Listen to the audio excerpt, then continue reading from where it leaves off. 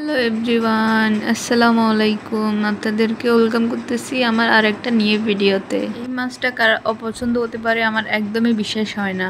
হ্যাঁ, আমি বাংলাদেশের জাতীয় মাছ পাঙ্গাসের কথা বলতেছি।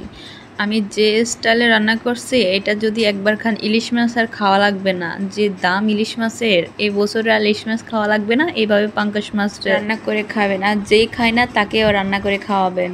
আমার মনে হয় যে পাঙ্গাস মাছ 100 জনের মধ্যে 98 জনই পছন্দ করে। বাই দ্য ওয়ে, আমার পাঙ্গাস মাছ ইলিশ মাছের থেকেও বেশি ভালো লাগে। তো আমি আগে পাঙ্গাস মাছগুলোকে সরিষার তেল, লবণ, মরিচ দিয়ে মেখে রাখছিলাম, আর এখানে আলু ফ্রাই করতেছি। পাঙ্গাস মাছের সাথে দিব।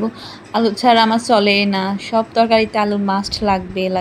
এরপর সরিষার তেলের মধ্যে পেঁয়াজ কুচি, রসুন কুচি এগুলাকে ভালো করে নাড়াচাড়া করতে হবে, না হলে পাতিলে আবার লেগে যাবে। করে ভুনা করে নিচ্ছি।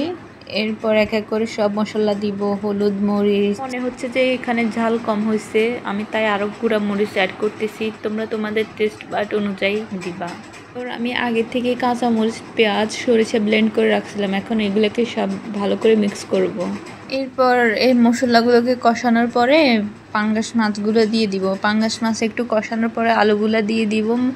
তারপর তার উপর কাঁচামরিচ কেটে দিব। আমাদের বাসায় সবার পছন্দের মাছ পাঙ্গাস মাছ, তাই এটার নাম জাতীয় মাছ। ইলিশ না রেখে পাঙ্গাস মাছ রাখলে হয়তো। প্রত্যেক মাসে আমাদের বাজারের সাথে পাঙ্গাস মাছ থাকবে। আমি জানি না কেন অনেক মানুষের পছন্দ করার পরেও স্বীকার করে না যে তারা পাঙ্গাস মাছ পছন্দ করে।